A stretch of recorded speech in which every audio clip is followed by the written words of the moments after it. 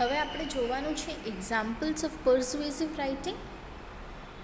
Persuasive writing can be of various types. Lot of different types of writing and media try to persuade us. Some of the commonly found types of persuasive text are letters in a newspaper, TV, radio and internet adverts, flyers posted through a letterbox, holiday brochures, articles in magazine, shopping catalogs, billboards and posters, movie trailers. આપણે જોઈ શકીએ છીએ કે પર્સ્યુએસિવ writing જે છે એ ઘણી બધી ટાઈપની હોય છે અને ઘણા બધા મીડિયામાં આપણને જોવા પણ મળે છે, જેમ કે ન્યૂઝપેપરમાં લેટર્સ, એડવર્ટીઝમેન્ટ્સ, બુક બ્લર્બ્સ, પછી ફ્લાયર્સ જે આપણને લેટર બોક્સમાં મળતા હોય છે, હોલિડે બ્રોશર્સ જે આપણને ટ્રાવેલ એજન્ટ્સ દેખાડે છે, મેગેઝિનમાં જે આર્ટિકલ્સ હોય છે, શોપિંગ માટેની કેટેલોગ્સ, બિલબોર્ડ્સ અને પોસ્ટર્સ અને મૂવી ટ્રેલર્સ, આ બધી જ જગ્યાએ આપણે પર્સ્યુએસિવ રાઇટિંગને જોઈ શકીએ છીએ અને આપણે આ બધાથી ઇન્ફ્લુઅન્સ પણ થતા જ હોઈએ છીએ. Next is objectives of persuasive writing. Persuasion is the most common literary technique. It is not only found in literature but also in political speeches, conferences, courtrooms and advertisements. Through persuasive writing, writers express their own feelings and opinions by appealing to the audience emotionally and rationally. Hence, it is a very effective technique to win over the readers or audience. Persuasive writing જે છે એ એક બહુ જ common technique છે જે ખાલી લિટરેચરમાં નહીં પણ પોલિટિકલ સ્પીચીસ, કોન્ફરન્સીસ, કોર્ટરૂમ્સ અને એડવર્ટીઝમેન્ટ્સમાં પણ આપણને જોવા મળે છે. પર્સ્યુએસિવ રાઇટિંગથી રાઇટર પોતાની ફિલિંગ્સ એક્સપ્રેસ કરે છે, પોતાના ઓપિનિયન્સ સામે મૂકે છે, જેનાથી ઓડિયન્સ ઇમોશનલી યા રેશનલી એટલે લોજિકલી અટ્રેક્ટ થઈ જાય છે. એટલે આ એક ખૂબ જ ઇફેક્ટિવ ટેકનિક છે પોતાના રીડર્સ યા ઓડિયન્સને ઇન્ફ્લુઅન્સ કરવા માટે. હવે શું કામે કરવા માંગે છે? તો એના ઘણા ઓબ્જેક્ટિવ્સ છે. To entertain, to recount, to socialize, to explain, to instruct, to influence, to inquire, to describe and to persuade. બહુ નોર્મલ વર્ડ્સ છે, આમાં કંઈ તમને મને નથી લાગતું નહીં સમજાણું હોય. આ બધા જ કારણોસર આપણને પર્સ્યુએસિવ રાઇટિંગ યુઝ કરવું પડે છે. એટલે આપણે માની શકીએ છીએ કે પર્સ્યુએસિવ રાઇટિંગનું પર્પસ જે છે એ રીડરને આપણને સપોર્ટ કરવા, આપણા ઉપર બિલીવ કરવા અને આપણે કહીએ છીએ એવી રીતના એક્ટ કરે એના માટે આપણે યુઝ કરતા હોઈએ છીએ. હવે પર્સ્યુએસિવ રાઇટિંગના key features and techniques. Emotive words use કરશો એટલે ઇમોશનલ કરી દે એવા વર્ડ્સ યુઝ કરશો. રિટોરિકલ ક્વેશ્ચન્સ, તમે લોજિકલ ક્વેશ્ચન્સ પૂછો છો. સ્ટેટિસ્ટિક્સ એટલે ફેક્ટ્સ એન્ડ ફિગર્સ આપો છો. ક્લસ્ટર્સ ઓફ થ્રી એટલે કે 3 એડજેક્ટિવ્સ તમે એકસાથે યુઝ કરો છો. ઓકે. હ્યુમર એટલે હસાવો છો. એક્ઝેજરેશન યા હાઇપરબલી એટલે વાત જેટલી નથી એનાથી વધારીને તમે બોલો છો. કેચી ફ્રેઝીસ ઓર સ્લોગન્સ જેમ કે કિટકેટ બ્રેક તો બનતા હૈ, એ બધા શું છે? સ્લોગન્સ છે જે તમને તરત જ યાદ રહી જાય છે, એટલે એ કેચી બનાવવામાં આવે છે. કોન્ટ્રાસ્ટ્સ, ઓપોઝિટ વસ્તુઓ તમને દેખાડવામાં જ્યારે આવે છે.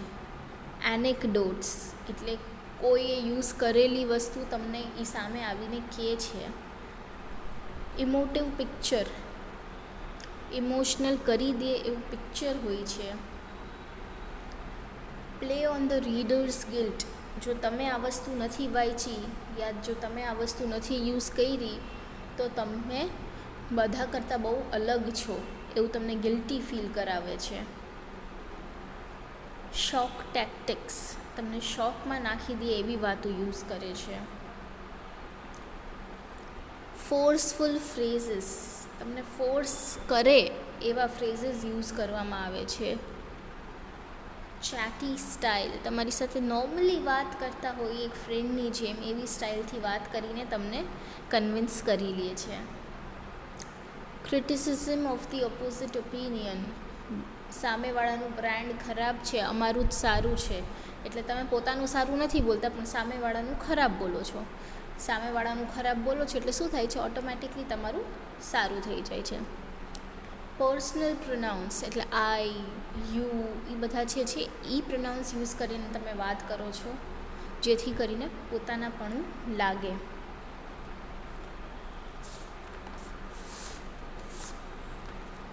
Play on the readers sympathy, દયા ઉપજાવે રીડરને એવી સિચ્યુએશન તમે ઊભી કરો છો. રિપીટેશન ઓફ વર્ડ્સ, એટલે કે એકને એક વર્ડને તમે રિપીટ કરી રાખો છો. જે વાત તમારે સામેવાળા પાસે મનાવી છે એને એ વાત તમે રિપીટ કરી રાખો છો એટલે એના મગજમાં બહુ સરખી બેસી જાય. ફિગર્સ ઓફ સ્પીચ, તો આ તમે ઇંગ્લિશમાં ભણેલું હશે સ્કૂલ ટાઈમમાં. પર્સોનિફિકેશન, હાઇપરબ્લી, મેટાફોર એ બધું યુઝ કરીને તમને સમજાવવામાં આવે છે. મેક પોઝિટિવ પોઈન્ટ્સ, પોતાના પોઝિટિવ પોઈન્ટ્સ તમારે બોલવાના હોય છે કે તમારી પ્રોડક્ટ શું કરી શકે છે. Make negative points, negative points પોતાના નથી બોલવાના, સામેવાળાના બોલવાના છે. શોર્ટ સેન્ટેન્સીસ, નાના સેન્ટેન્સીસ યુઝ કરવા જેથી કરીને ઓડિયન્સને સમજવામાં ડિફિકલ્ટી ન પડે. ઇમેજરી, એટલે ઇમેજીસ જે છે એ બહુ સારા પ્લેઝન્ટ યુઝ કરવા જોઈએ. કોટ અ રિલાયેબલ સોર્સ, રિલાયેબલ એટલે જેની ઉપર વિશ્વાસ કરી શકાય એવા કોઈ સોર્સે તમારા પ્રોડક્ટ વિશે કંઈ કોટ કર્યું હોય, કંઈ કર્યું હોય તો એને પણ તમે બતાડી શકો છો. એટલે આ બધી ટેકનિક્સ જે છે એ ઓડિયન્સને તમારી વાત મનાવવા માટે હેલ્પફુલ થાય છે. ઓકે, એટલે આપણે આ બધા ટેકનિક્સનો યુઝ કરવાનો હોય છે, જેમ કે ઇમોટિવ words, rhetorical questions, statistics, clusters of three, humor, exaggeration, catchy phrases or slogans, contrasts, anecdotes, emotive picture, play on the reader's guilt, shock tactics, forceful phrases, chatty style, criticism of the opposite opinion, personal pronouns, play on the reader's sympathy, repetition of words or phrases, figures of speech, make positive points, make negative points, short sentences, imagery અને quote a reliable source. આ બધી techniques હમણાં મેં તમને સમજાવી એમ તમે use કરી શકો છો અને તમે ઓડિયન્સને પોતાની વાત મનાવી શકો છો. Next point is the structure and layout. તો જો પહેલાં ઇન્ટ્રોડક્શનમાં તમારે શું લખવાનું આવશે? Write a statement that explains the case that you want to argue. એકાદો એવો સ્ટેટમેન્ટ લખો જે તમારી પોઈન્ટ જે છે જેના ઉપર તમારે આર્ગ્યુ કરવું છે ડાયરેક્ટલી પોઈન્ટ આવી જાય. એટલે શું કરે છે, એ clearly states the issue and position. એટલે તમારો જે ઇશ્યુ છે અને તમે કઈ પોઝિશન ઉપર ઊભા છો એ એટલાક પાર્ટમાં આવી જશે. પોઈન્ટ નંબર 1 તમારો હોવો જોઈએ state your first point and add further details, explanations, evidence and examples. એટલે તમારા ફર્સ્ટ પોઈન્ટ પછી તમે લખશો, એની ડિટેલ્સ આપશો, એનું એક્સપ્લેનેશન, એનું એવિડન્સ એટલે કે પ્રૂફ કે તમે કેમ ખોટા નથી, કેમ તમે સાચા છો, અને એક્ઝામ્પલ્સ. આનાથી શું થશે? You are giving your opinion supported with facts and reasons. તમે તમારો ઓપિનિયન પણ આપી દીધો અને એને ફેક્ટ્સ અને રીઝન્સથી ઘેરી પણ દીધું, જેથી કરીને તમે જ સાચા લાગો છો.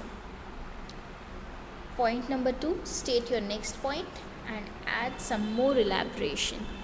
હવે બીજો પોઈન્ટ તમારે લખવાનો અને એને તમારે ડિટેલમાં એક્સપ્લેન કરવાનું.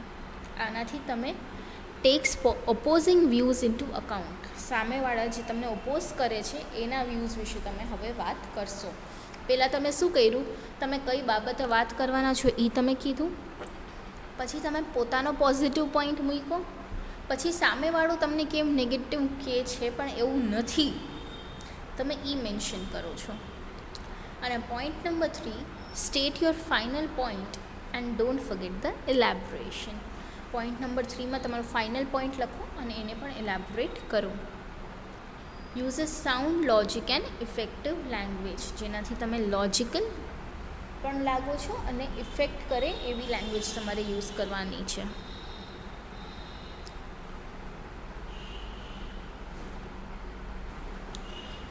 Fourth part is conclusion.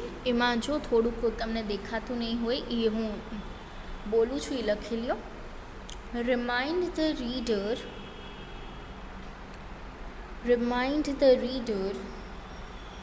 of your argument, ARGUMENT, argument, and review your points. Review, REVIEW, review your points. સાથે એમાં જ લખજો, what do you want the reader to do now? Question mark. What do you want the reader to do now? એટલે પર્સ્યુએસિવ રાઇટિંગવાળા પાર્ટમાં તમે શું લખ્યું?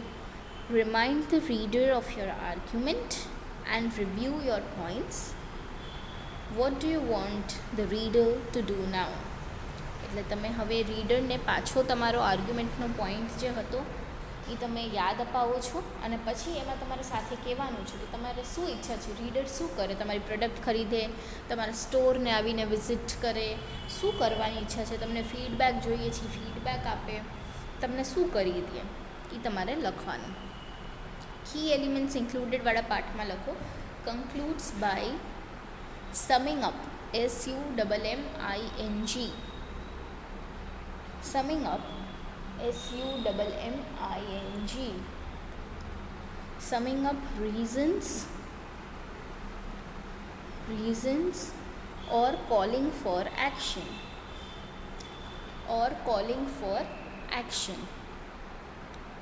Concludes by summing up, reasons or calling for action. એટલે એમાં તમે બધા રીઝન સ્ટેટ કરી દીધા છો અને તમે કહો છો કે શું એક્શન લેવાનું છે. સૌથી પહેલાં ઇન્ટ્રોડક્શનમાં આપણે પોતાનું પોઈન્ટ પુટઅપ કરશું કે કયા પોઈન્ટ ઉપર આપણે વાત કરવાના છીએ, પછી એના રિલેટેડ ફર્સ્ટ પોઈન્ટ મૂકશું, એનું એક્સપ્લેનેશન આપશું, પ્રૂફ આપશું, એક્ઝામ્પલ આપશું. એવી જ રીતના સેકન્ડ પોઈન્ટ પણ પુટઅપ કરશું, એવી જ રીતના થર્ડ પોઈન્ટ પણ પુટઅપ કરશું અને કન્ક્લુઝનમાં રીડરને આપણે પાછા પોતાના પોઈન્ટ્સ યાદ અપાવશું અને એને એમ કહીશું કે આપણને શું જોઈએ છે કે એ શું કરે. આવું કરવાથી શું થશે? તમારો જે ઇશ્યુ છે એ ક્લિયર થઈ જશે. એટલે આ બધા જ પોઈન્ટ્સ જો આપણે કવર કરીએ છીએ તો એ આપણા માટે બેનિફિશિયલ રહે છે, કેમ કે ઓડિયન્સ જે છે એ તરત જ માની જાય છે. The most important thing to remember while organizing your persuasive text is to be positive and tell everyone why you are right. Okay? આના પછી આપણે ક્લાસિફિકેશન સ્ટડી કરવાનું છે પર્સ્યુએસિવ રાઇટિંગનું, જેના 2 ટાઈપ્સ હોય છે, ડિરેક્ટ રિક્વેસ્ટ ઓર્ગેનાઇઝેશન અને ઇનડિરેક્ટ રિક્વેસ્ટ ઓર્ગેનાઇઝેશન. હવે ડિરેક્ટ રિક્વેસ્ટ ઓર્ગેનાઇઝેશન અને ઇનડિરેક્ટમાં બેયનું આપણે ડિટેલ થોડુંક જ છે એ સ્ટડી કરશું, તમને બહુ ડિટેલમાં નથી આપેલું. એના પછી આપણે પર્સ્યુએસિવ રાઇટિંગ ટેકનિક્સ, એની ટિપ્સ, સ્ટાર્ટ કેવી રીતના કરી શકાય, પછી એની સ્ટ્રેટેજી, એ બધી જ વસ્તુ આપણે સ્ટડી કરવાની છે. એટલે પહેલાં આપણે ડિરેક્ટ રિક્વેસ્ટ ઓર્ગેનાઇઝેશન જોઈએ. તો it is also known as deductive approach. Deductive approach main idea હોય છે your request or question, statement and reason. એક્સપ્લેનેશનમાં આવે છે evidence and details needed in order that your readers can respond accurately. courteous close, politely asking for whatever question is needed. This format is used for the routine, more personal request when there is no need to keep the reader in suspense. So the writer can immediately upfront statements of the main idea. હવે આ બધામાં શું કહેવા માંગે છે એ તમને નહીં સમજાણું હોય, એટલે આમાં બહુ સિમ્પલ જે આપણે એવરી ટાઈમ કરતા હોઈએ છીએ, આપણે રિક્વેસ્ટ કરીએ યા કોઈ ક્વેશ્ચન પૂછીએ છીએ, સ્ટેટમેન્ટ આપીએ છીએ યા કોઈ કારણ આપીએ છીએ અને પછી આપણે એને એક્સપ્લેન કરીએ છીએ. એટલે ટૂંકમાં મેઇન આઈડિયામાં તમે પોતાનો પોઈન્ટ ડિસ્ક્રાઇબ કરી દીધો, પછી તમે એને એક્સપ્લેન કરો છો, એવિડન્સ અને ડિટેલ્સ આપીને તમે એને એક્સપ્લેન કરો છો, અને પછી તમે કોર્ટિયસ ક્લોઝિંગ એટલે કે તમે સામેવાળાનો કોઈ ક્વેશ્ચન હોય તો એના આન્સર તમે આપો છો. રૂટીનમાં આ ફોલો આપણે કરતા હોઈએ છીએ એટલે તરત બધી વસ્તુ સોલ્વ થઈ જાય. એટલે ડિડક્ટિવ અપ્રોચમાં આપણે શું જોયું, યા ડાયરેક્ટ રિક્વેસ્ટ ઓર્ગેનાઇઝેશનમાં આપણે શું જોયું કે ડાયરેક્ટલી આપણે પોતાનો પોઈન્ટ પુટઅપ કરીએ છીએ, પછી એને એવિડન્સની સાથે સપોર્ટ કરીએ છીએ, અને પછી કોઈ પણ ક્વેશ્ચન સામેવાળાને હોય તો એ આપણે સોલ્વ કરી દઈએ છીએ. ઓકે, એવી જ રીતે ઇનડાયરેક્ટ રિક્વેસ્ટ ઓર્ગેનાઇઝેશનને ઇન્ડક્ટિવ અપ્રોચ પણ કહેવાય છે, જેમાં એક્સપ્લેનેશન ડાયરેક્ટ આવે છે, પછી મેઇન આઈડિયા આવે છે અને પછી કોર્ટેસી ક્લોઝ આવે છે. તમે ડિફરન્સ નોટિસ કરજો. ડિડક્ટિવ અપ્રોચમાં પહેલાં મેઇન આઈડિયા હતો, પછી એક્સપ્લેનેશન હતું અને પછી કોર્ટિયસ ક્લોઝ હતો. પણ ઇનડાયરેક્ટમાં પહેલાં આપણે એક્સપ્લેન કરીએ છીએ, પછી આપણે પોતાનો આઈડિયા પુટઅપ કરીએ છીએ અને પછી આપણે એ લોકોને વાત સાંભળીએ છીએ યા એ લોકોને કહીએ છીએ કે હવે તમે આમ કરજો. એટલે ડિફરન્સ એટલો જ આવે છે કે ડિડક્ટિવમાં આપણે પહેલાં પોતાનો પોઈન્ટ પુટઅપ કરીએ પછી એક્સપ્લેન કરીએ, પણ ઇન્ડક્ટિવમાં યા ઇનડાયરેક્ટમાં પહેલાં આપણે એક્સપ્લેન કરીએ અને પછી પોતાનો પોઈન્ટ પુટઅપ કરીએ છીએ. This format is used for more complex and difficult requests which are not routine or ordinary and thus require more effort. Here the main message is not stated directly and hence the writer must get the reader's attention first. એટલે પહેલાં જ આપણે પોતાની વાત નથી મૂકી દીધા, એટલે પહેલાં આપણા માટે સૌથી જરૂરી શું હોય છે કે આપણે રીડરનું અટેન્શન પૂરેપૂરું પોતાના પાસે લઈ લઈએ, જેમાં વધારે એફર્ટ લાગે છે. ઓકે, એટલે આપણે આજે અહીંયા સ્ટોપ કરશું અને નેક્સ્ટ સેશનમાં કન્ટિન્યુ કરશું. આજના સેશનમાં આપણે પર્સ્યુએસિવ રાઇટિંગ સ્ટાર્ટ કર્યું હતું, એનું મિનિંગ અને ડેફિનેશન સમજ્યું, ઇથોસ, લોગોસ, પેથોસ, એના એક્ઝામ્પલ્સ પર્સ્યુએસિવ રાઇટિંગના, એના objectives, key features and techniques, એનું સ્ટ્રક્ચર અને લેઆઉટ અને ક્લાસિફિકેશન ઓફ પર્સ્યુએસિવ રાઇટિંગ, આટલા ટોપિક્સ આપણે કવર કર્યા. નેક્સ્ટ સેશનમાં હવે આપણે કન્ટિન્યુ કરશું વિથ પર્સ્યુએસિવ રાઇટિંગ ટેકનિક્સ, જેમાં આવશે setting persuasive moods, assert your dominance, becoming trustworthy, finding common ground, being unique, confidence, enthusiasm, logos, pathos, ethos. પછી આપણે કેવી રીતના સેન્ટેન્સથી સ્ટાર્ટ કરી શકીએ અને એની સ્ટ્રેટેજી વિશે પણ આપણે સ્ટડી નેક્સ્ટ સેશનમાં કરવાનું છે.